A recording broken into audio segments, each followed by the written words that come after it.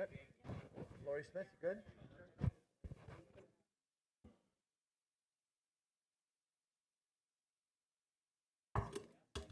Good morning. Welcome to this public hearing of the House Finance Committee.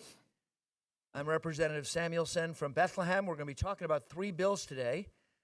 My Chair Greiner has another commitment at this hour. He's going to be joining us in about 30 minutes.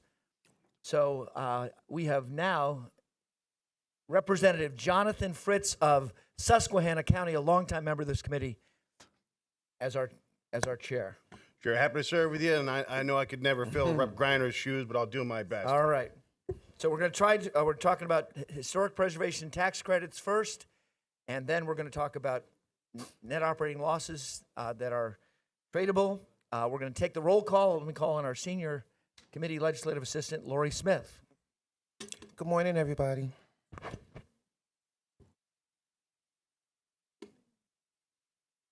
Chairman Samuelson, Here. Sapita Freites, On leave. Dave Deloso, On leave. Fiedler, Frail, Gallagher, Online. He's present online. Kenyatta, On leave. Mirsky, Rab, On leave. Scott, Waddell, On leave. Waxman, Present Webster. online. Webster, On leave. Chairman Greiner, On leave for now. Arriving in a few minutes. Bernstein, On leave. Brown, Is he virtual? Oh. Say again? good morning. Virtual. Virtual. Virtual, Brown is virtual, okay. Fritz, Present. Jones, Leave. Kephart, Kutz, Thomas Kutz is on leave. Mako, Mako, I believe, is virtual.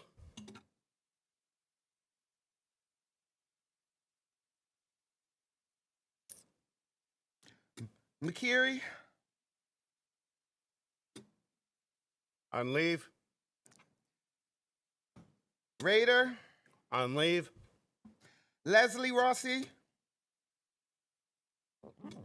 Thank you. And we have many meetings going on in the Capitol today, so some of the folks who we have on leave will be arriving during our 90-minute hearing. I do want to announce for the record that Representative Jeannie McNeil is present and Representative Joe Webster is present. I would like to start with the discussion of 2 bills involving historic preservation, and I'd like to have the prime sponsors of the bill give an overview, and then we have 3 testifiers. We're going to start with Representative Bob Freeman from Northampton County, who's the prime sponsor of House Bill 653. And for the record, Representative Brown is present. Chairman Samuelson, Representative Fritz, and members of the committee, thank you very much for taking a look at my legislation today and hopefully acting on it within the next week or so. My bill is House Bill 653, better known as the factory or mill bill, with the intent of breathing new life into old factories that exist in our communities. Just about every community across Pennsylvania have these kind of historic mill bills. They were once a major source of employment.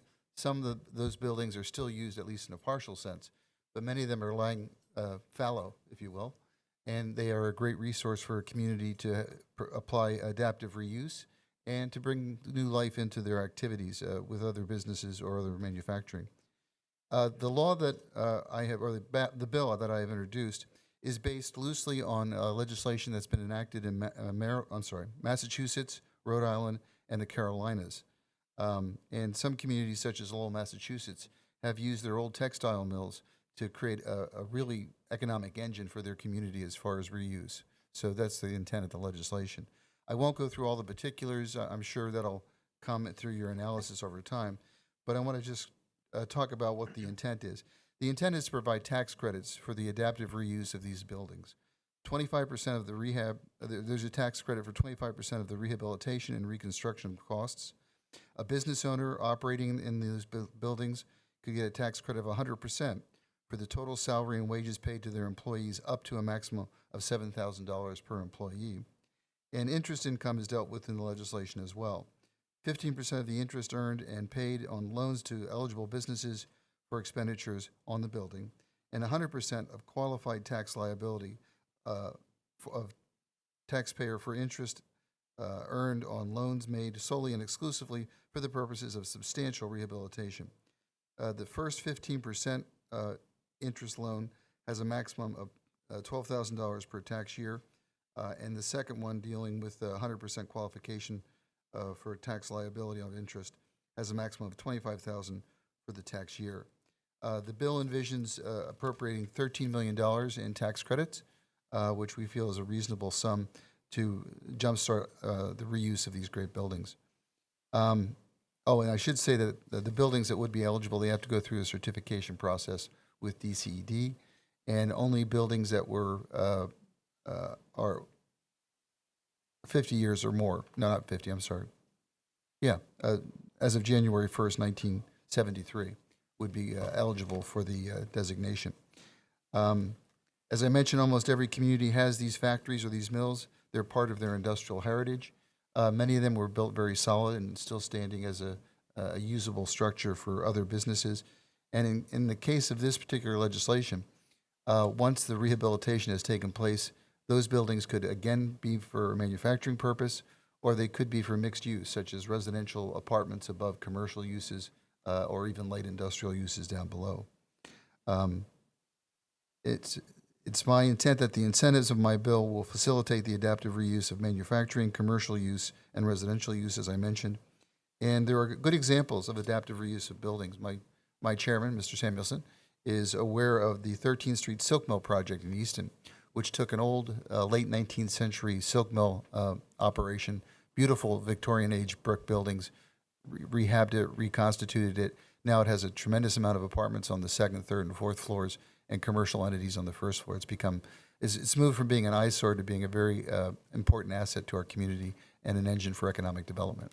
So I would urge your support in bringing the bill up at some point, hopefully next week if possible, and moving it to the floor. And I'd be happy to answer any questions. Thank you. I know Chair Freeman, chair of our local government committee, has a meeting in about 14 minutes, so I will give the opportunity for other members of the Finance Committee to ask Chair Freeman questions on his bill. I have been to the Silk Mill in Easton, both restaurants and the ice cream shop, and the place is thriving all the time with really all is. kinds of economic activity, and also it has been transformed into apartments. It's really become a centerpiece of the community right next to a beautiful trail that leads from the mill down to downtown Easton. But I appreciate what you said, but you can picture a mill in every community in Pennsylvania that could be a possible redevelopment. Absolutely. I mean, that's part of our industrial heritage here in Pennsylvania. So there's plenty of opportunities with existing mill buildings to do what we did in Easton with the 13th Street Silk Mill. And do we have any questions from any members of the committee? Representative Fritz? Sure. Chair Fritz? Thank you, my friend. Thank you, my friend. Chairman Freeman, listen, well, I have 3 of these buildings in my district that have recently been rehabbed, and the end product just turned out beautiful. And you're right, it's part of this renaissance, revitalization of a community. Do we know how many of these buildings exist in Pennsylvania? Boy, I wish I had that statistic. I can't say off the top of my head, but as you know, so many communities in Pennsylvania had some sort of manufacturing base to them, whether it was a textile industry or light manufacturing of another nature. So I would venture to guess there's in the tens of thousands, probably across the state. All right, fair enough. Thank you. Thank you. And I know the legislation before us has a couple of different tools for economic development. I think there's 3 distinct Yes, components to as far as to the give tax credit incentives. process. Yeah. Yep. So Well, I thank you very much, Chair Freeman, for coming to the meeting today. I realize you have to leave for your own Got a meeting. bolt, yeah. We will continue this discussion. Thank you for your consideration. Appreciate it. I'd now like to call up Representative Prokopiak, who has a bill to expand Pennsylvania's existing historic preservation tax credit. I should note the fiscal note on Representative Freeman's bill is, I think, $13 million is the proposal in House Bill 653. Representative Prokopiak, we have before us also House Bill 2358. Good morning. Good morning, Chair, Representative Fritz, and members of the Finance Committee. Thank you for having me today. I have before you a simple change, which basically would increase the current program that Pennsylvania has for the Historic Preservation Incentive Tax Credit from $5 million to $20 million. This program, first instituted in 2012, helps preserve structures that are part of Pennsylvania's rich history, but also generates economic redevelopment in our communities. Last year, nearly $13 million in requests were made, but due to the cap of $5 million, not all were able to be fulfilled, and many more didn't even apply because of such a low cap of money. This program provides a 25% tax credit on the investment and allows for these historic structures to be renovated and put back into the rich history of our local communities. And so when you look around Pennsylvania, we see many of these structures in our boroughs and townships, and they deserve to have the same ability to be redeveloped as newer structures. In Bucks County, we have many of these. I was just actually reading the paper this morning, and there's a development that the Redevelopment Authority in Bucks County is working on where they're actually tearing down most of the structure because the structure has been sat idle for so long and is unable to be saved. These projects require a lot of money, require a lot of investment and time, which leads to jobs in our communities and leads to a nice product at the end if it's done correctly. But it requires money and time. And without investment from the state, increased investment from the state, we will not have those projects, and they'll just choose to tear them down, basically. So I think it's pretty simple. We're the fourth lowest in the country in terms of these 37 other states have this. We're the fourth lowest in terms of the money we put into this. And I think Pennsylvanians deserve more. And that's all I have. Thank you very much, Representative Prokopiak. Do you have to go to another meeting? I do, but I can take a few questions if you want. Okay, we have folks testifying specifically on the bill and the historic preservation tax credit. Let me give an opportunity before Representative Prokopiak has to leave if anybody has a question. If not, we'll go right to our testifiers. Thank you for joining us. I now see two of our folks online. We have three people going to talk about who've agreed to come before us today and talk about historic preservation tax credits. And also, I see Paul Stanke, Executive Director of the Preservation Alliance of Greater Philadelphia, joining us on Teams. I know he had a meeting this evening, so that's why he's in Philadelphia instead of here with his organization. And I see Doug Harnsberger, Principal Architect of Legacy Architecture out of Swarthmore, who's actually worked on projects not only all across Pennsylvania, but all across the United States, and has a perspective of the historic preservation tax credit in many states. And Stacy Reidenbaugh from the 10,000 Friends of Pennsylvania is going to join us in person. So let me start by asking Paul Stanke from the Preservation Alliance of Greater Philadelphia to offer a few remarks. Thank you, Representative Samuelson. Can you hear me okay? Yes, we can hear you. Yes. Very good. Thank you for the opportunity to testify today. My name is Paul Steinke, and I'm the Executive Director of the Preservation Alliance for Greater Philadelphia. We're a member-supported advocacy organization that supports the preservation and adaptive reuse of historic buildings throughout southeastern Pennsylvania. I'm here today to speak to House Bill 653 and 2358 that are before you now. and specifically why Pennsylvania's current historic tax credit program is both inadequate and uncompetitive. First, some background. The Pennsylvania Historic Preservation Tax Credit is a 25% credit, as Representative Freeman indicated, that is applied to qualified rehabilitation costs for income-producing historic buildings. The program was initially funded at $3 million annually in 2012 and was increased to $5 million in 2019. But compared to our neighboring states, this is a highly inadequate and uncompetitive sum. The annual cap should be raised to attract more investment in our historic buildings across the state. As Representative Prokopiak said, 37 states have enacted historic tax credit programs. 16 of them have no annual cap. Remember, Pennsylvania's annual cap is $5 million. And as the representative from Bucks County also indicated, Pennsylvania's current $5 million cap is the fourth lowest of the 37 states.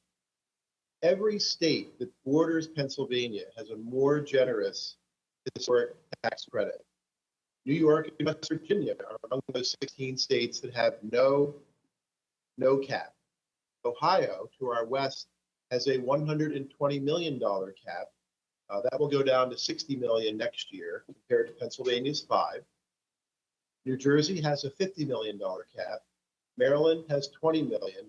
And even Delaware, which is only 3 counties compared to Pennsylvania's 67, and as a fraction of our population, that state has an $8 million cap. So we are in last place in our region and fourth to last in the country. A 2019 report that assessed Pennsylvania's historic tax credit by the Independent Fiscal Office found that, quote, the current Pennsylvania tax credit is insufficient to motivate large projects and likely only incentivizes small projects, unquote. The economic impact of historic building rehabilitation is enormous. You heard about that project in Easton. That's a good example. A $1 million investment in historic rehabilitation projects generates 6.4 direct jobs and 5.6 indirect jobs, more than any other industry, including the state's natural gas industry. I repeat, including the natural gas industry. An enhanced credit would, number one, increase the number of historic structures that are preserved and rehabilitated than would otherwise occur. 2, reduce blight and abandoned buildings. 3, make communities more attractive places to live, work, and visit. 4, fuel economic growth in cities and towns, both large and small, across the Commonwealth. And 5, promote economic development and increase business sales, income, and jobs. We are working to get a bill introduced in the Senate with Senator Nikhil Sabal of Philadelphia and Senator Frank Ferry of Bucks County, which would raise the annual cap to $50 million from the current $5 million. I know the bill in front of you today would increase it only to $20 million, but I'm sure that can be resolved in conference. In closing, because of the strong economic development and community revitalization impact of historic rehabilitation and the manner in which an enhanced Pennsylvania historic tax credit can supercharge these desirable outcomes, we urge passage of these bills. Thank you once again for the ability to speak before you today. And Mr. Chair, I will turn it back to you. Thank you, Paul. And if you can stick around for questions, we're going to have our other 2 testifiers speak first. I do want to note for the record that Representative Mike Jones is joining us online, and Representative Chris Rabb from Philadelphia is online as well. Let me call on Stacy Reidenboff, the president and CEO of 10,000 Friends of Pennsylvania. We appreciate you being here, and we appreciate your advocacy of the organization for many years in favor of the historic preservation tax credit. Thank you, Chairman. Good morning. Thank you for the opportunity to provide testimony today on House Bill 2358, increasing the Pennsylvania State Historic Preservation Tax Credit. 10,000 Friends of Pennsylvania is the independent statewide voice for land use through the lens of smart growth and resilience. Our expertise is in the intersection of issues that affect land use and the resiliency of communities, specifically focusing on housing, community development, transportation, and infrastructure. So historic preservation falls squarely in the middle of that. We support the expansion of the tax credit to bolster reinvestment and economic development in older cities and towns across the Commonwealth. We do have a long history of support of the tax credit because we recognize that if appropriately funded, the credit has transformative potential for strategic, large-scale reinvestment and placemaking in our older downtowns and communities. Renovation of even one historic building can serve as the starting point for redevelopment of a block, a street, or even a neighborhood.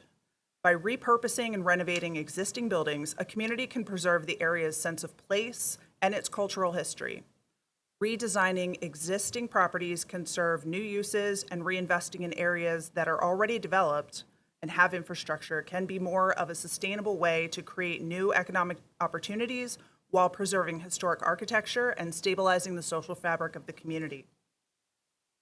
The Historic Tax Credit Program serves as a valuable economic development tool in adaptive reuse toolbox for a wide variety of benefits to create jobs, draw tourism, increase housing supply, reduce urban blight, leverage federal historic tax credits, and incentivize nominations on the historic register, and most importantly, returning real estate to active use by making projects work that otherwise would not be feasible.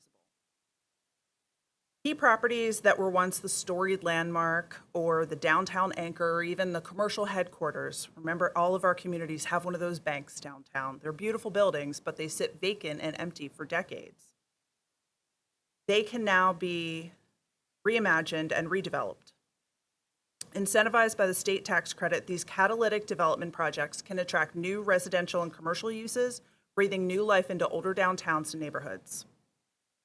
I brought along a little report that a few of you might recognize called Back to Prosperity. It's an oldie but goodie. It's something that the Brookings Report did with 10,000 Friends about 20 years ago, and many of the things about historic preservation still hold true.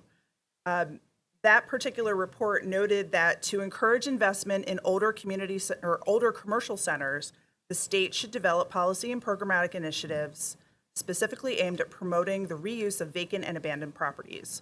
The report further identified the sizable inventory of land and buildings that are available in older downtowns as a strength in our older communities. However, it also noted that by continuing to leave regulatory barriers in place that deterred developers from investing in already developed areas and a lack of sufficient resources available to support revitalization, the state had hindered the ability of these third-class cities and boroughs to break free of that cycle of disrepair and disinvestment. The state legislature can begin to break that cycle today by expanding the historic tax credit. The current annual allocation of the credit at $5 million per year is the definition of underfunded and uncompetitive in comparison to all of our neighboring states. The conclusion of the Brookings Report is still viable today. In the end, Pennsylvania needs to look back to its older, more established centers, but not out of nostalgia. Instead, the Commonwealth needs to look at its cities, its rural and urban boroughs, and its older townships with an eye to competitive advantage and in a spirit of strategy and self-interest. These brick-built, human-scaled communities represent the historic hubs of the state's past greatness, but they also represent the key to the state's future. Thank you for the opportunity. Thank you, Stacy. Thank you for referring to that report. I do have a copy myself. And thank you for everything that 10,000 Friends has done throughout the years. I do want to call on Doug Harnsberger now. He's from Swarthmore in Delaware County, but I know his reputation extends across several states. His work has been involved. He's been involved in many projects all throughout the eastern seaboard. Doug Harnsberger, Principal Architect of Legacy Architecture of Swarthmore. The floor is yours. Thank you. Is my sound coming through all right? Yes. Good. Good morning. I have some informal comments to make. Let me start by explaining that I'm an historical architect specializing in rehabilitation, restoration work on civic and municipal projects, and I've done this all my career. So although I've worked in Swarthmore and Pennsylvania for the last 17 years, prior to that, I enjoyed a career in Richmond, Virginia, that other Commonwealth south of the Mason-Dixon line. And it's that experience that I wanted to relate for a few minutes this morning. I began my career working for the State Preservation Office as their historical architect, coming right out of preservation, historic architecture training at the University of Virginia. And that's when the program just began in the 1980s. And the testimony that I'd like to offer is that I have seen and participated in a tremendous resurgence in rehabilitation work in Virginia for 25 years, roughly 1985 to forward 2000, 2006. During that period, Richmond was a very quiet place when I first arrived, and I do mean quiet. At 5 o'clock, the streets were rolled up and everyone went home. For those of you who have been to Richmond recently, it is not that anymore. It is a very vital place that is open all hours, and the VCU, Virginia Commonwealth University growth has contributed greatly to that. As part of that resurgence, every historic building in Richmond that could benefit from federal and state tax credits has done so. There is not a single commercial building that I'm aware of in the city's core that is eligible for these tax credits that hasn't utilized them. And that is because when you add the 25% tax credit at the state level to the 20% credit at the federal level, you're essentially giving 50% or 45% rehabilitation tax credit back to the developer and to the owner. It's a tremendous incentive. And I've seen it, and this is my testimony, I've seen it revitalize not just the city of Richmond, but all the major cities in the Commonwealth of Virginia. One more piece of evidence that I'd like to bring forward is that historic schools in Virginia have also benefited from the state tax credit program.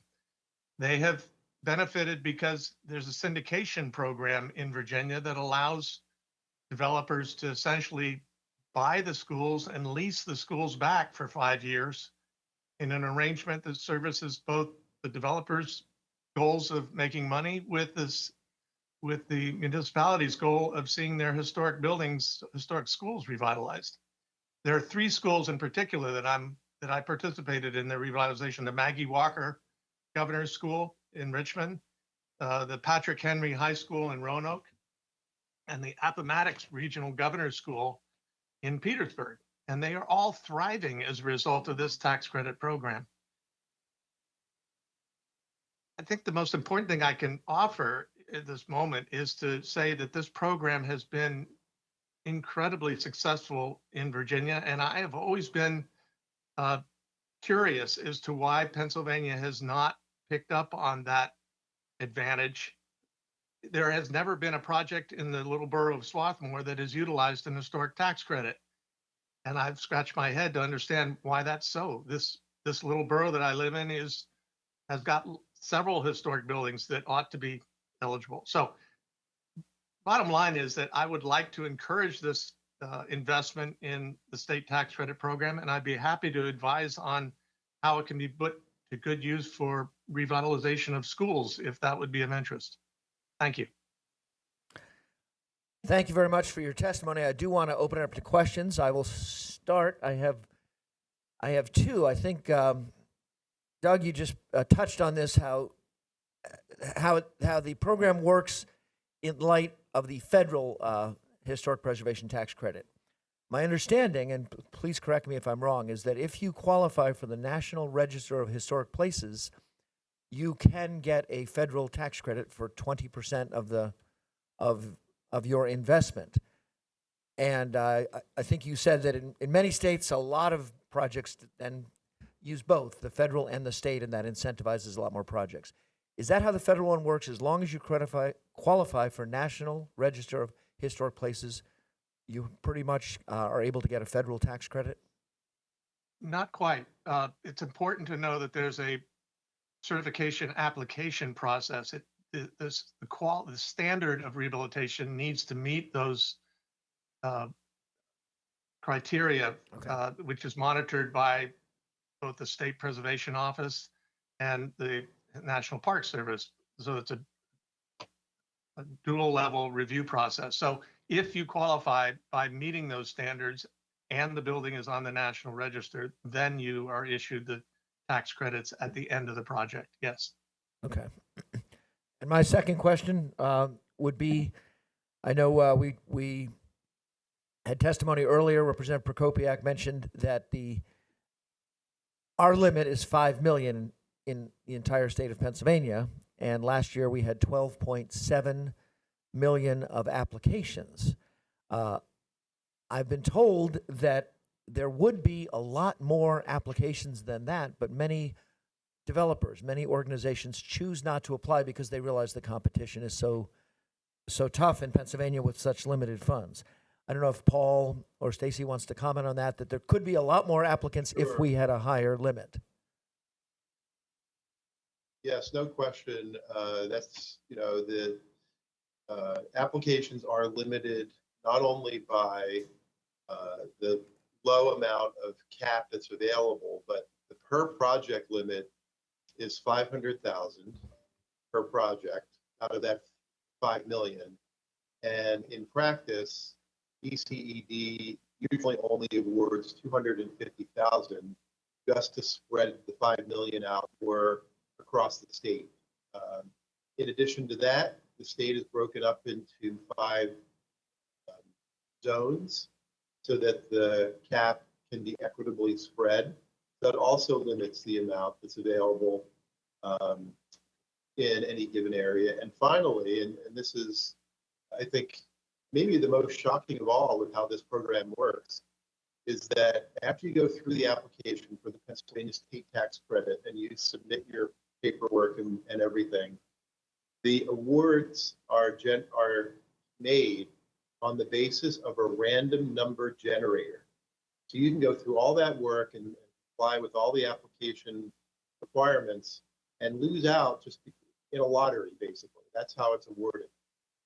The state of Ohio, to our west, has a scoring system. They have a $120 million cap. They use it.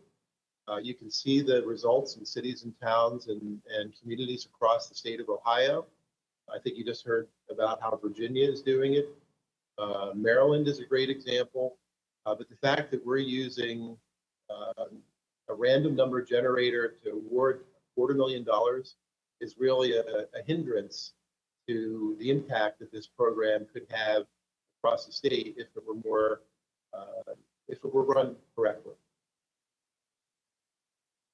and funded correctly. Let me just emphasize that point. You're saying that if the 5 million is split up in 250,000 a time, that's about 20 projects that can be funded. But if there's 40 or 45 or 50 that apply and qualify, Pennsylvania would just choose the awardees by random selection. That's how they do it. So it is a deterrent to property owners and developers pursuing the state tax credit, even if they're pursuing the federal tax credit. The rules for which, in terms of qualifying, are pretty much exactly the same. Okay.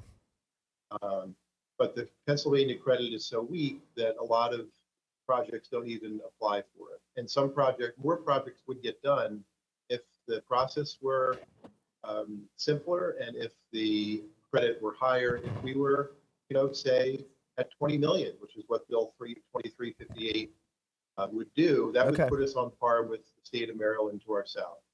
Thank you. I've got a couple questions from committee members. We're also joined by our Republican chair, Keith Greiner. I have a question from Representative Rossi. Thank you. I have a question just regarding housing versus businesses for the tax credits. Is there a limit? Do they favor one or the other? Because what I'm seeing is in a lot of rural areas, they're putting a lot of tax credits towards revitalizing these small communities, but the housing is lacking and they're closing a lot of the old buildings and there's nowhere for people to live to sustain the revitalization of the businesses they're putting there. So I wanted to know how these are awarded.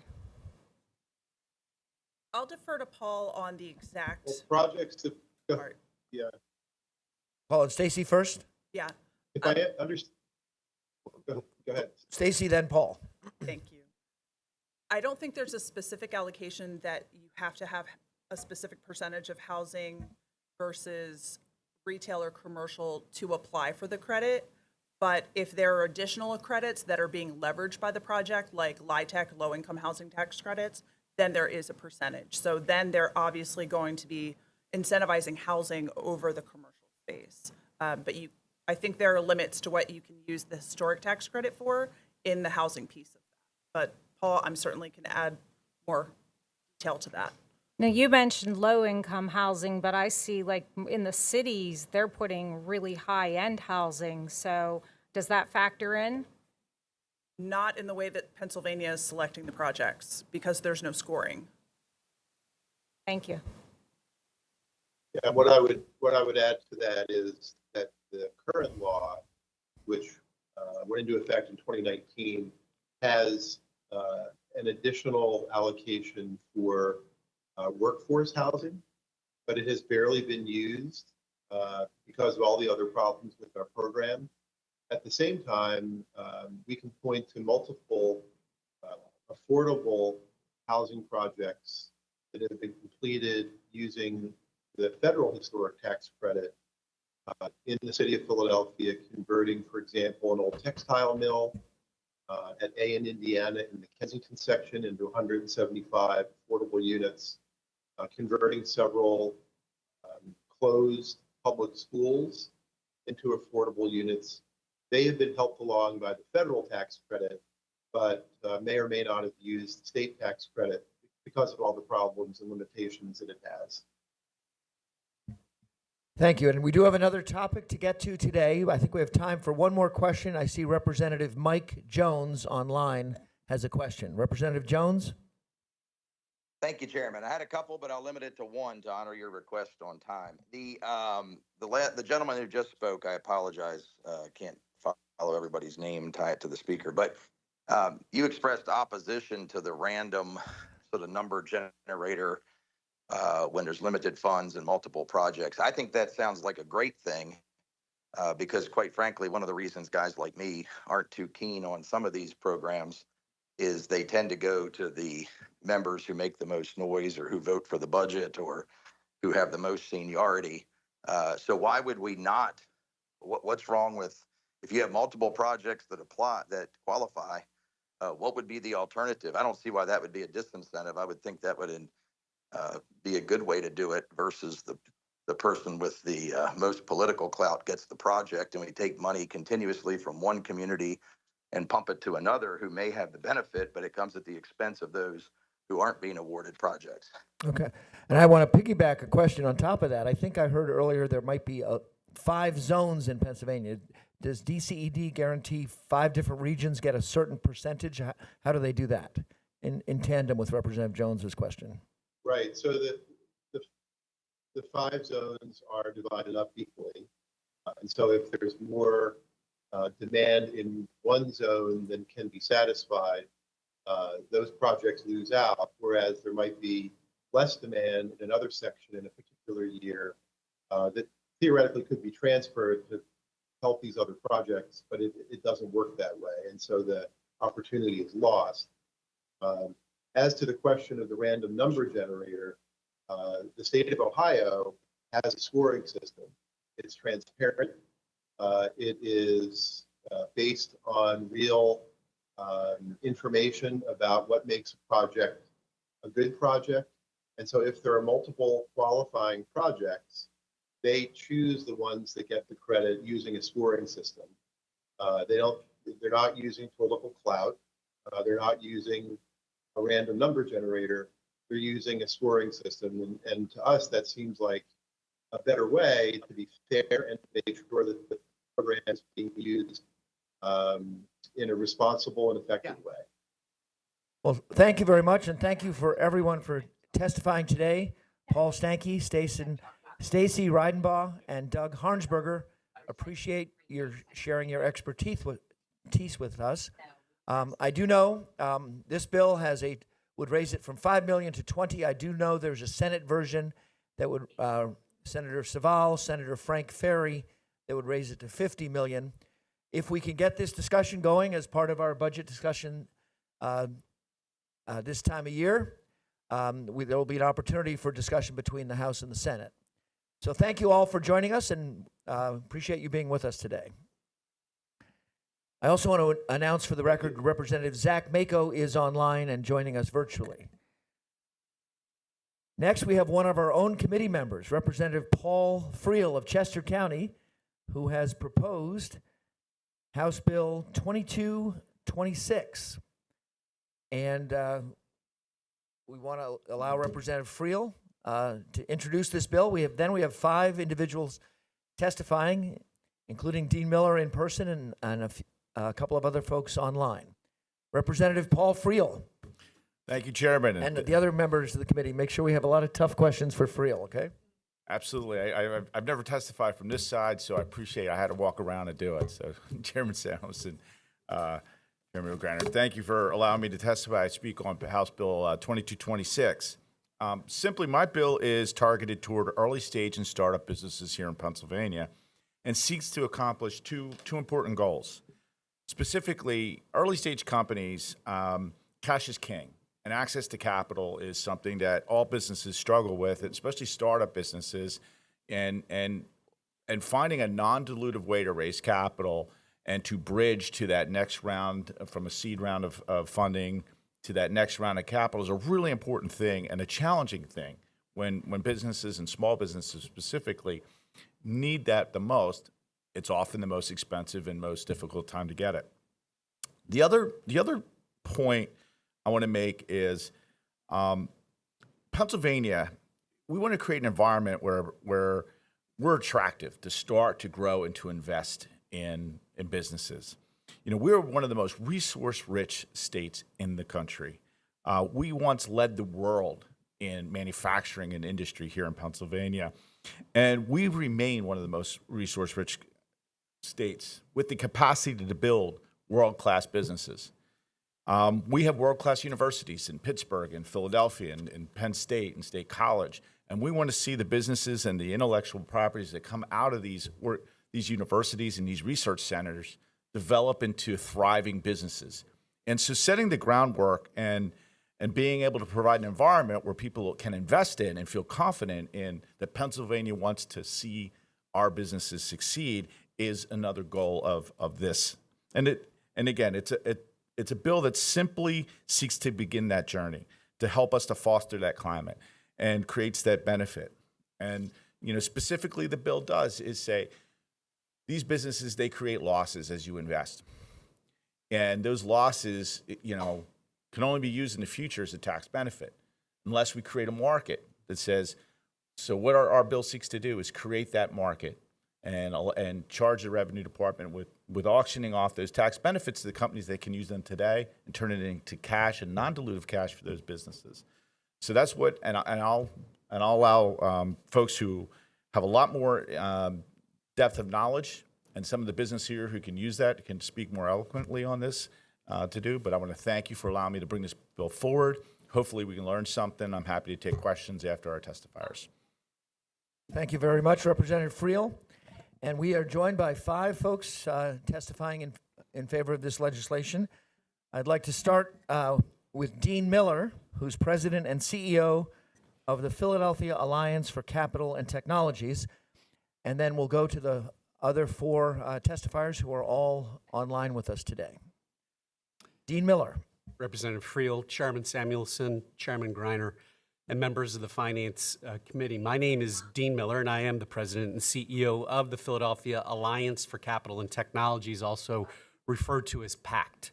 PACT is the largest technology and life sciences business association in southeastern Pennsylvania, representing nearly 400 companies and thousands of employees focused in these high-growth sectors. Our members span the largest of tech and life sciences firms to the smallest of startups, with all companies focusing significant investment in R&D to develop next-generation technology. We have been serving our members for over 35 years and are proud of the growth of the technology and life sciences sector in southeastern PA, as well as the entire Commonwealth.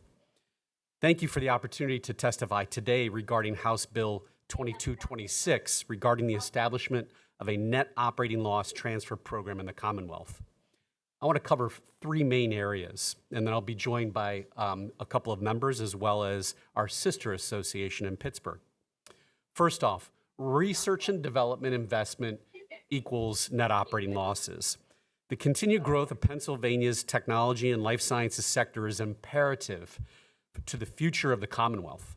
According to the Center for American Entrepreneurship, most new businesses lose money in their initial years, sometimes for many years, before hopefully becoming, profitable. Such losses are often due to substantial research and development investments, salaries, and other expenses that exceed earnings. For most startups, R&D and salaries can be the primary expense of the new company in its early years. These startups have no previous income against which to apply current operating losses, and income against which losses can eventually be deducted might not materialize for years. The second point, capital is the lifeblood of any new business. Entrepreneurs need capital to further develop their product, research the marketplace, hire employees, and develop and implement a strategy for identifying and targeting customers. There are limited suppliers of this early stage capital to help fuel innovation. This capital typically is supplied by angel investors and venture capital firms. Particularly in challenging economic times, as experienced over the past few years, this capital is in very short supply. Entrepreneurs need to cultivate many sources of capital to continue to grow their business and employ more Pennsylvanians with high-paying jobs. My last point is pointing out that New Jersey has had an NOL trading program for 20 years. So for the past 20 years, New Jersey's net operating loss transfer program has enabled New Jersey entrepreneurs to raise over $1 billion. This capital helped to fill needs at critical times when raising capital was particularly difficult. One of New Jersey's largest success stories is Celgene. In January 2019, Celgene announced it would be acquired by Bristol Myers Squibb for $74 billion, a deal that would become the largest pharmaceutical company acquisition ever. Celgene benefited from New Jersey's program early in its history at times when it had few other options for capital, and has been on record stating that. The success of Celgene is attributed in part to New Jersey's net operating loss transfer program. And while not testifying today, there's a letter of testimony from a CEO of Agile Therapeutics, Alfred, who states that his company specifically moved from Pennsylvania to New Jersey to take advantage of that program. In conclusion, Pennsylvania needs to do more to support its fast-growing technology and life sciences companies. Pennsylvanians benefit from an increasing number of high-paying jobs. Now is the time to support House Bill 2226 to give PA entrepreneurs a much-needed program to retain and hire more Pennsylvanians. Thank you for the opportunity to testify, and I'm happy to answer questions when it's time. Thank you, Dean Miller, and we appreciate your testimony on behalf of the Philadelphia Alliance. Now we have from the Pittsburgh Technology Council, we have Brian Kennedy, the Senior Vice President of Operations and Government Affairs. Brian? Cannot hear you, Brian. You're on. I was saying some really profound things too. I'm sorry. Now you're good. Good morning. Good morning, Chairman Samuelson, Chairman Greiner, and members of the committee. Thank you for joining today to discuss a bill that we think has to do with not only competitiveness in the state of Pennsylvania, but also has the potential of being one of the most profound economic development pieces of legislation that impact the technology sector in more than 2 decades. As quick background, I work for an organization called the Pittsburgh Technology Council, which was founded in 1983 to help support the success of regional technology companies. Today, we have 1,000 member companies who are part of our association, from the biotechnology, advanced manufacturing, and a wide array of other technology intensive industries. Right now, those industries represent about 1 in 4 jobs in southwestern Pennsylvania's economy and account for $27 billion of our payroll. I think this General Assembly has recognized the importance of a vibrant technology sector for many decades and has recognized the great work that's going on in our world-class research universities that's available to be commercialized and to help create jobs. So I want to thank you again for giving our association an opportunity to weigh in on this. Two issues we're going to talk about today, competitiveness and tech-based economic development. I can't come to a House Finance Committee and talk about the net operating loss issue without talking about the really poor position of our NOL tax credit vis-a-vis the rest of the country. For those of you who are familiar with this, I've been before this committee before. I mentioned to your staff member, I think I met my wife at a House Finance Committee talking about net operating losses 20 years ago. So thank you for that. Companies around the country are allowed to carry forward typically 80% of their losses, and in more typically 100% of their losses. The federal guideline is 80%. Pennsylvania, for many, many years, limited it to only $2 million, or more recently has made some improvements to allow people to carry forward 40%. We need to fix that.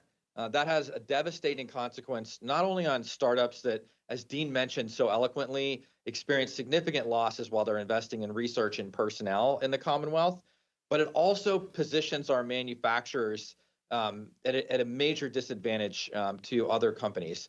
As you know, manufacturing is a highly cyclical industry with very tight revenues and profits.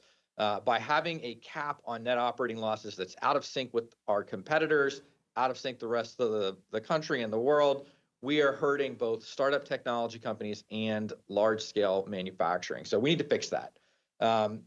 This issue also has to do with competitiveness because for 2 decades, New Jersey, right on our eastern border, has had an incredibly forward-looking program allowing companies to generate much-needed non-dilutive capital in their early stage years by selling unused net operating loss credits to support their future growth. And as Dean mentioned, with great significance. Beyond economic competitiveness, I want to talk about why this is a revolution in Pennsylvania's technology-based economic development strategy. In 1983, Governor Thornburg created something known as the Ben Franklin Technology Development Authority, which was truly the nation's leading tech-based economic development organization, period, for many decades. In fact, many states learned from Pennsylvania quite well what we had done to commercialize technologies from our universities, to support homegrown entrepreneurs and their success. Unfortunately, we, over the past 2 decades, have almost fully dismantled that world-leading program, the BFTDA, reducing funding from $56 million per year down to, I think, $17 million. Inflation adjusted, it's probably an 80 to 90% reduction in funding for that. So this particular program will help restore the competitiveness of our tech-based economic development initiatives, particularly focusing in this on technology and biotechnology makes a ton of sense. Focusing it on companies that have 224 employees or less as small businesses, really important. And the idea, I think, that we can learn from our success as this goes forward. We would make one recommendation to improve the legislation. Today, the legislation calls for companies to be able to sell the credits for 80% of their value. We've seen with other tax credit programs in Pennsylvania, such as the R&D tax credit transfer program, that on the open market, those credits are typically going for 90 to 92%, which is much better for the company. So we might make one suggestion, just maybe say that we should not let companies sell them for anything less than 80%, but allow the market to establish a rate that's significantly above that. On behalf of our member companies, I want to thank you again for giving us an opportunity, and we're happy to share and answer any questions you might have on why this would be a transformative policy for Pennsylvania. Thank you again. Thank you, Brian. And you'll be glad to know representatives of Ben Franklin were in the Capitol yesterday meeting with me and other legislators, talking about maintaining and enhancing funding for Ben Franklin. Now we have 3 CEOs who have joined us online to testify about House Bill 2226. Let me start with Stephen Kelly, who's president and CEO of Charisma Therapeutics.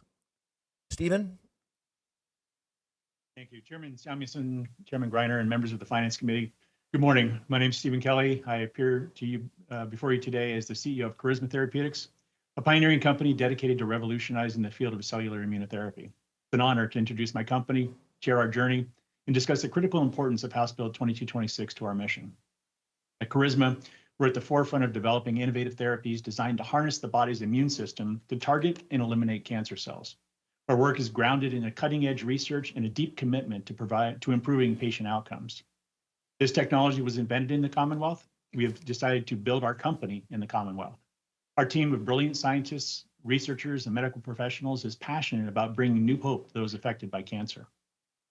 In recent years, we've made significant strides in our R&D efforts. We have promising therapies in clinical trials, and the early results have been encouraging. However, like many in the biotech industry, we face considerable financial challenges as we work to bring these life-saving treatments to market. The path from discovery to delivery is long and costly, requiring sustained investment and support through many years of unprofitability.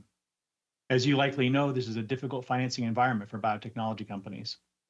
We at Charisma, furthermore, are currently navigating what is often known as the Valley of Death, a period of time that bridges the initial funding by venture capitalists who like a new idea and the point when public institutional investors jump in once that idea has been de-risked clinically. While we've made tremendous progress improving the feasibility, the safety, mechanism of action, and the emerging clinical activity for our cancer therapeutics, we require additional time to reach that level of clinical benefit that could attract new investors. Recently, we had to make the difficult decision to downsize our operations to extend our cash runway and continue our work. This was not a decision we took lightly, as it impacted over 35 dedicated and talented members of our team. However, it was a necessary step to ensure the longevity of our research and the potential to make a significant impact on cancer treatment.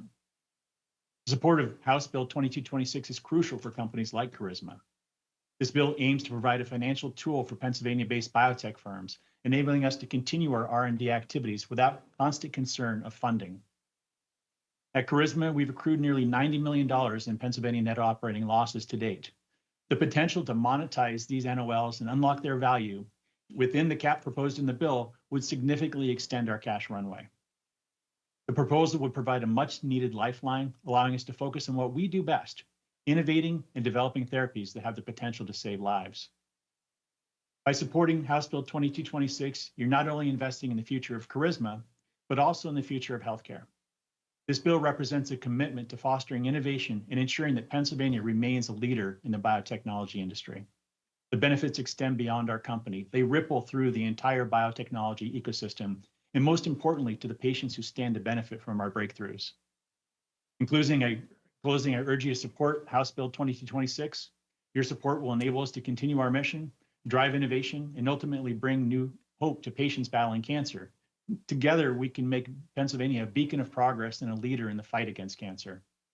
Thank you for your time and consideration, and for giving me the opportunity to testify on behalf of Charisma and other innovative biotechnology companies within the Commonwealth. Happy to answer questions at the appropriate time. Thank you. Thank you, Stephen. Now we'll go to appreciate your written testimony as well. We have distributed that to the committee. Now we'll go to Nicholas Siliano, CEO of Vittoria Biotherapeutics Incorporated. Nicholas? Thank you. Thank you. Good morning, Chair Samuelson, Republican Chair Greiner, Representative Friel, and members of the committee. Thank you for the opportunity to address the committee and to express my strong support for Bill 2226, which proposes allowing the sale of net operating losses for Pennsylvania companies. My name is Dr. Nicholas Siciliano, and I am the current CEO and co-founder of Vittoria Biotherapeutics. Vittoria is a clinical stage gene-edited cell therapy company based in Philadelphia and dedicated to advancing technologies licensed from the University of Pennsylvania to benefit patients with difficult to treat diseases. I've had the good fortune of being deeply involved in the formation and growth of early stage biotech companies in the greater Philadelphia region for the past 20 years. I was previously the CEO and co-founder of Invisible Sentinel, a molecular diagnostic company that I led from concept to commercialization for over 15 years. We sold our products into over 60 countries and served multiple end markets, including food safety, when the business was acquired in 2019 by bioMérieux, a world leader in diagnostics. bioMérieux has since tripled the footprint of the operation and commissioned a new site in the Philadelphia Navy Yard that will open this summer, creating jobs for the local community. My experience with both organizations provides me with a firsthand perspective of the value this bill can provide to small companies, particularly life science companies. The biotechnology sector is a cornerstone of innovation, driving forward new treatments and technologies that have the potential to significantly improve and preserve human health. However, the journey from concept to market is fraught with challenges, particularly in securing the necessary working capital to sustain operations through various development stages. Lack of working capital can lead to layoffs, highly dilutive financings, and company dissolution, especially during harsh funding environments. And this is a timely matter for my colleagues and I, as the past couple of decades have been the worst funding environment in biotech in the past several decades. Securing financing for early-stage biotech companies is a formidable task. Traditional funding avenues can be scarce and highly competitive, leading companies to seek dilutive financing options that can undermine their long-term potential. In my experience, the ability to obtain non-dilutive financing is crucial for retaining talent and extending the cash runway of these innovative companies. Furthermore, it is important to recognize the growing importance of state benefits in decision-making processes of CEOs and institutional investors. As we emerge from the COVID-19 pandemic, the new era of remote work offers greater flexibility in choosing where to headquarter companies. States that offer compelling incentives and a supportive business environment are becoming increasingly attractive to entrepreneurs, investors alike. By passing Bill 2226, Pennsylvania can position itself as a premier destination for biotech innovation. This legislation would not only support existing companies, but also attract new ventures looking for a nurturing ecosystem. It would signal to the industry that Pennsylvania is committed to fostering growth and innovation, and ultimately strengthening our state's economy and improving health outcomes for its residents. In conclusion, I urge the members of this committee to support Bill 2226. This legislation represents a strategic and impactful step towards ensuring the sustainability and growth of Pennsylvania's biotech sector, as well as other small companies. Thank you for your time and consideration. I'd be happy to answer questions. Thank you, Nicholas. And we will have some time for questions at the end. We have one more CEO who's joining us today. We have Charlie Anderson, the CEO of Burrow. Charlie? Awesome. Yeah. Well, hopefully you guys can hear me okay. So first off, thank you for hearing my testimony. I really appreciate it. My name is Charlie Anderson, here representing my company, Burrow. Briefly on my background, I grew up on a working fruit and vegetable farm about 40 minutes outside of Philadelphia. And there I loved the machinery and technology that I used on my family farm. And what I really did not like was getting out of an air-conditioned tractor cab to do work by hand like weeding, weed whacking, mowing, picking, and pruning. And so fast forward a bit, in 2017, I was working for CNH, which is John Deere's largest competitor, and really saw there that automation was this incredible force for solving problems in the real world. But simultaneously realized that a large company like CNH or Deere really couldn't get a solution to market. And so in 2017, I quit my job and founded Burrow with a couple of co-founders. And since then, we have quite literally gone from 3 guys and a dog named Meg, working out of an unheated barn west of Philadelphia, to a team of about 52 people. And we have about 350 robots working around the world, including with customers across the US, Australia, New Zealand, Japan, Peru, and beyond. And I believe that with this fleet, we're actually the leading robotics company in the world by number of robots working outdoors in the field with real customers. And I included in my testimony a couple of images just of our team and what we actually do. But effectively, our robots can be thought of as Disney's WALL-E or Star Wars' R2-D2 for work outdoors in a 1.0 format. So said another way, if you imagine a world in the future where robots do a bunch of tasks alongside people, it starts with our Burrow robots, which are largely used to carry and tow heavy things safely alongside people in some of the most labor-intensive areas of agriculture, construction, and beyond, for a rapid ROI today, while learning and progressively enabling more autonomy to where it's needed most tomorrow.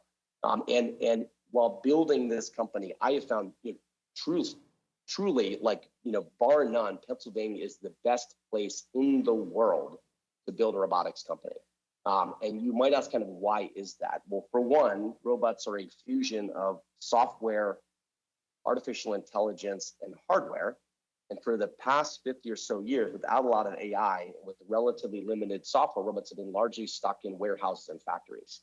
And today, suddenly with AI, with computer vision, you can build robots that go into the great outdoors, out to the factories and warehouses, and they can work safely in these really labor-intensive, complex industries like agriculture, construction, and beyond, where nobody wants to work from dawn till dusk in 110-degree heat.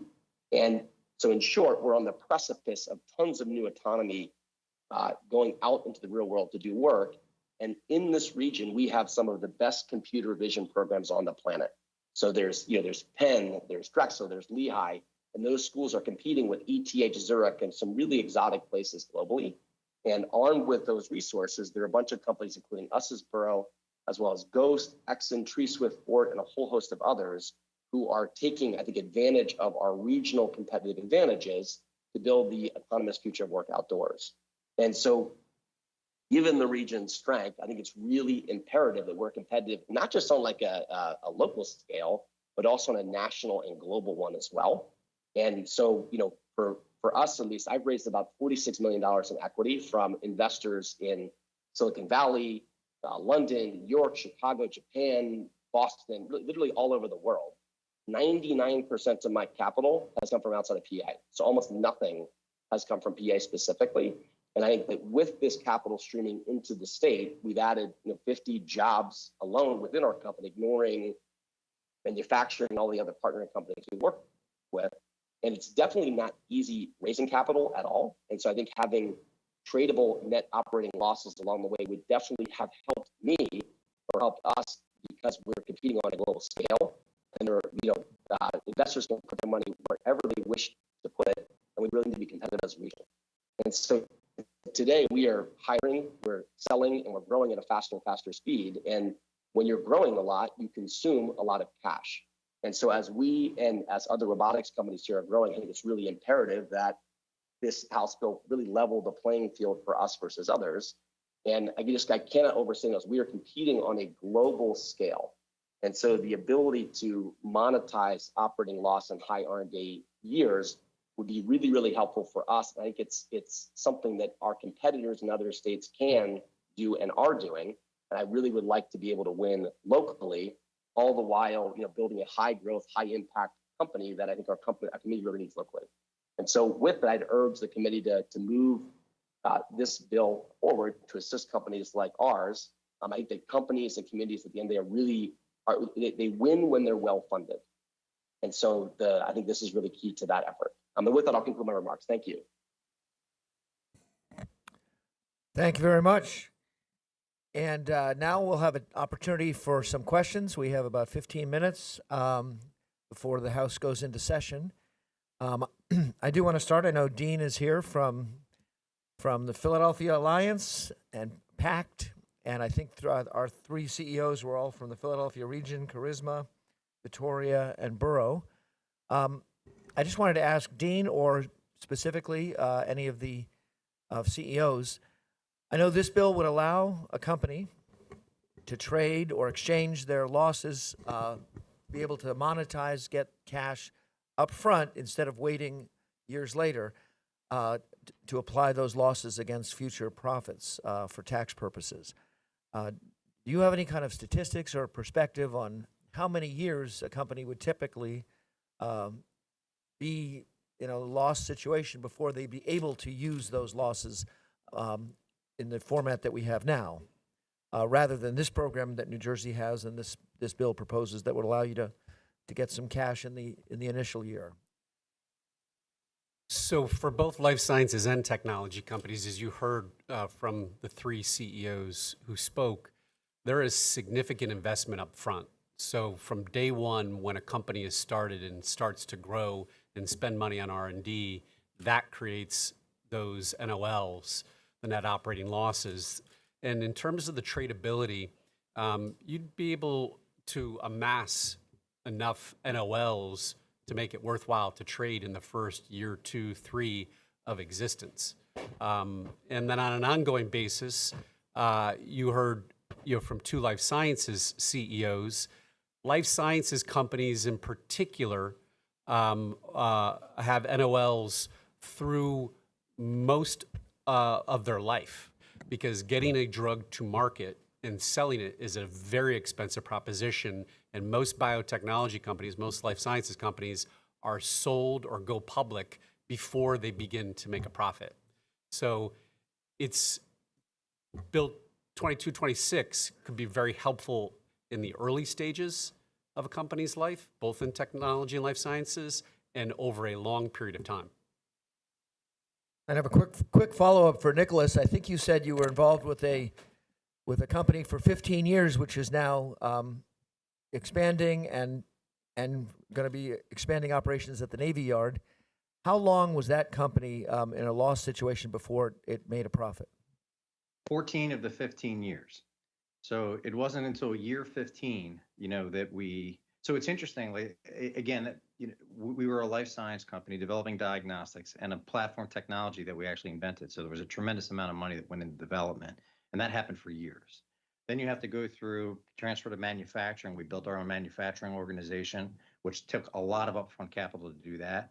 And then getting through regulatory approvals, and then getting to market. And then once you get to market, there's a tremendous amount of capital that goes into building a sales force, which we did internally, and driving awareness and building sales and investing in that growth, which ultimately attracts partners or the ability to IPO, or in our case, we were acquired. So it wasn't until the last year that we had reached break even, which is when we ultimately got acquired by bioMérieux. So being able to pull that money forward to, I'll call it survive, as Stephen put it, the valley of death, because we experienced the valley of death more times than I'd like to recall at Invisible, would have meant, frankly, the world to us. I mean, I can tell you, I'm proud to say that I never had to lay anyone off, but there were often times that I wasn't able to make payroll, particularly for myself and for our management team. So, this is a stark reality that faces, life science companies. And for Vittoria, where I'm at today, we'll likely never see a profit before we either IPO or ultimately get acquired. And that's the reality for a lot of therapeutics companies, particularly in next generation platform technologies like cell and gene therapy. Thank you. I have a question from Representative Webster. I also see online Representative Jones. I'm not sure if you have a question. If you do, I'll call on you right after Representative Webster. And Chair Greiner also has some questions. Representative Joe Webster. Thank you, Mr. Chairman. I'm listening to the testimony this morning and trying to envision all the other places we might apply this kind of benefit and thinking.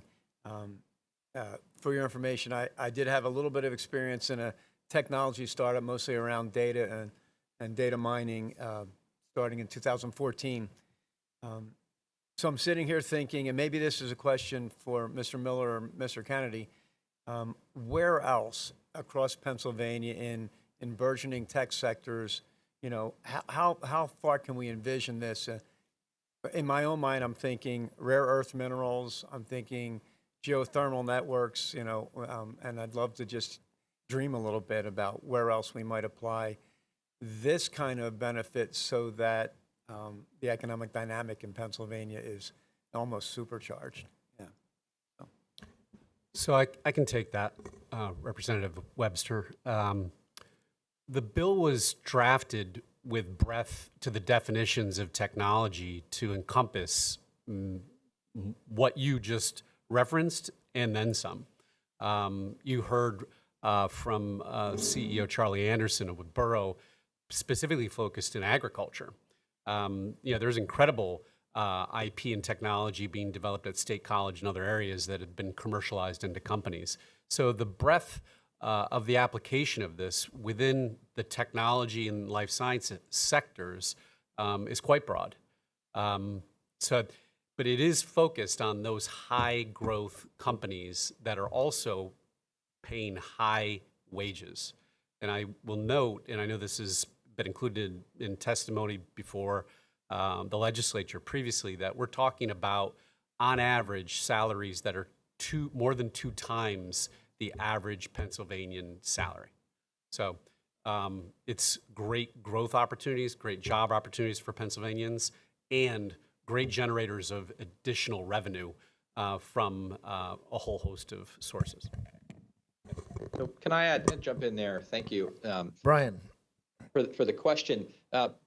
In southwestern Pennsylvania, we are home to the National Energy Technology Laboratory, which focuses on fossil fuels and making them more sustainable and also making our energy economy more vibrant. About a month ago, Nettle released a study that showed that production fracking fluid actually contains significant amounts of lithium, which, if the process is perfected, could create a significant source for our electric vehicle industry of lithium right here from southwestern Pennsylvania's economy. This is, as I mentioned, $1 billion a year research goes into Nettle. That type of research is incredibly expensive to commercialize. When we heard the research come out, the first thing we did was call one of our natural gas companies and the producers in the region. And they said, look, this is great, it's promising, but it is a very, very long trail of losing money before this process could be made to work. So this, absolutely to your question of rare earth animals, not that lithium is necessarily rare earth, but in terms of our energy economy and our future, production ability for energy, this is a big deal. But this would be the perfect type of example where funding that type of research commercialization could create jobs for Western PA. Thank you. Now I'll go to a question from Chair Keith Greiner of Lancaster County. Thank you. Thank you, everybody, for being here. A couple quick questions. Maybe it's a CPA in me. Can you quantify, just quick and dirty, $1 million loss? How would this, and let's say it's at 80%, how would this work for somebody such as myself? Let's say I'm a corporation, I want to buy this credit. Give me an idea of what I'm buying it for, how that works for me, how that works for you. I'm trying to figure out the tax rate. I'm trying to figure out whether the Department of Revenue will support this. That's the first question. I have a couple. I'll just kind of, just from a point of view of where I was thinking of it for the $1 million. So our corporate net tax rate now is the 8.9%. It's going to be kind of going down over time. Yep. So, right. $1 million times the corporate tax rate is the tax benefit that is on the table.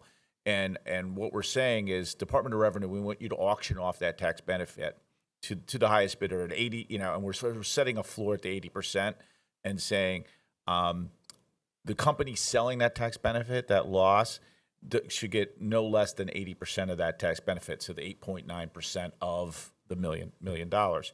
And my purchasing, the company purchasing it, basically arbitrages the difference, right? I've a 8.9% tax loss that I can get for 7%. I'm buying a percentage of that so I can shield some taxes there. And the biggest benefit of that goes to that company that's selling the net operating loss. So, so $100 million cap is $8.9 million of tax avoidance for the entire program across the state of Pennsylvania. Yeah, I just have to think through the mechanics and with that and the benefits. Obviously, they're doing this in New Jersey. I'm going to be upfront. I have a hard time supporting this bill. I mean, conceptually, I get it. I have a hard time supporting this bill. After what Brian Kennedy made a comment, I actually think the first step we need to do in this Commonwealth is get and maybe you'll be open to amendment to go to 100% NOL. I mean, we're only one of two states that are capped at 40. I do think let's open it up. Let's treat all businesses fairly and not pick winners and losers and get the NOL open. To me, that's first step before we even do this bill. I don't see how we can do this bill without doing that first. The other thing I would like to see, and I thought my colleague down at the end made a good point. On the positive side, why don't we do this for more than just tech businesses? Why aren't we doing this for others moving forward? I do think, perhaps this is an opportunity, statewide. I do kind of somewhat disagree with you a little bit on until we get our energy situation scheduled. We're never going to be an economic power in Pennsylvania until we can start drilling for gas and start putting infrastructure in. I'm going to be upfront with you on that. Until we get that taken care of, this to me is secondary. So I do think there's other priorities other than this bill that we should be focusing on moving forward, just as an FYI. But I do think I get to, how many other states are doing this? Jersey, I believe, is the only other state that I'm aware of. So we'd be the second state, and I believe, and I come at it, and I 100% understand where you're coming from. But I look at it as two separate issues. One, the bigger discussion and the big issue of NOLs in general and where we are competitively, and then specifically targeting where this bill is much more targeted to startups, to the entrepreneurs, to the folks building the businesses from the ground up and attracting investment in Pennsylvania. And I just believe, it's kind of we can walk and chew gum at the same time. I think they're two separate paths, they're related, but I don't think you need one to do the other. I'm supportive of the overall strategy, but this is very, very specifically targeted to allow smaller businesses to make Pennsylvania an attractive place to retain the businesses. The thing I see that sort of motivated me to go down this path is we have technology being developed at Penn State and Penn and Pittsburgh and Carnegie Mellon that leave the state because they follow the money. They're technologies that we've invested here in Pennsylvania that when they get capitalized and after that first round and that angel round, they're relocating to New York and Massachusetts. I and know West we're running. Coast. Let me just make a Yes. comment. I actually agree with you. I agree with all the testifiers. I'm just saying I think we have other. It's not a bad bill, but my point is I think we have other priorities to deal with before we do with this bill. Let me ask you one quick question though. I talked about my $1 million loss. So we're capped at 40%. So they only can sell 400,000, right? So here in Pennsylvania, you're not going to you don't get to sell that $1 million. You're going to be capped at 40% because our NOLs are capped at 40% as well. Is that correct? In my like I said, I'm a numbers guy. I almost need to see it on paper and conceptualize it. That's correct. So, but understand, you just heard from 3 CEOs. There are far more than them that are spending tens of millions of dollars annually to build technology. So the numbers are relevant even at 40%. No, like I said, I'm not I agree with what everybody said. I conceptually, I get it. I'm just saying, I think there's other priorities and I think there's other businesses. I think we ought to just overall. So thank you. Okay.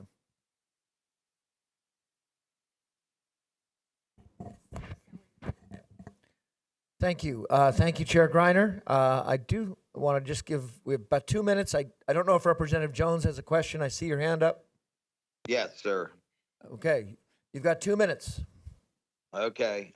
You asked for tough questions of Rep. Friel. So my question to Rep. Friel is, why are you not a Republican? I mean, this guy comes in here with great amendments. Now he's bringing in great bills. I mean, what's going on here? I don't know what the deal is. We'll have to talk offline. No. Very quickly, since we're tight on time. I'm sorry, you're muted. No. You're not. Fair enough.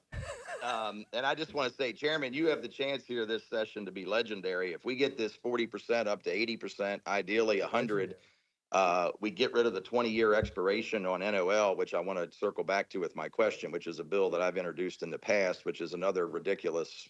I see Brian nodding his head up and down, I believe. And this bill, the only thing that irritates me about it is that I didn't think of it first. So I think I don't agree with limiting it to certain industries. I don't see any reason to do that. Maybe if you wanted to tie it to payroll and higher salaries, I don't see any reason at all. There's great startups in other sectors, but I get the spirit of it. My question is, I also just a very quick comment. Keep in mind, because a company becomes profitable down the line, that doesn't mean they can immediately use all of these credits. If I've lost $10 million in year 15, I turn a profit of $200,000. It'll be years before I get to use all that. And then you add to that the 40% cap. I mean, look at Amazon. It took them years and years and years to be profitable. And I'm not sure if they've even, if the profits have still caught up with all the initial losses. So I think it's a great idea. I would like to talk to you, Rep. Friel, about tying in the elimination of this 20-year expiration on NOLs. My question is, would this bill be what I'll call retroactive to companies that were, that started up 3, 4, or 5 years ago and have accumulated these NOLs? Does it apply to them or just going forward? Just forward. I think it's prospective as the bill is drafted. And I appreciate your... Yeah, I would like to... question. I think we could look at tweaking that as well, but I'll talk with Rep. Friel. And Chairman, I really appreciate you. Thank you, sir. Well, we wanted to have a discussion today. I know we had some input from the Department of Revenue last year on the overall NOL in Pennsylvania. I do want to comment that this this bill is written to try to make sure that a startup company can utilize, instead of waiting 5, 6, 7, 14 years to be able to apply a loss against future profits, this is a mechanism, a tool where the company could use that, utilize that loss right away and monetize it in year one at the time when cash is needed, as it always is. So that's I appreciate Representative Friel putting this proposal before us to talk about a way that we can focus on the startup companies, and I appreciate all of the testimony. Thank you for all of your written testimony. We have it in our packets, which has been distributed to all 25 members of our committee. We look forward to ongoing discussion, and thank you for joining us today.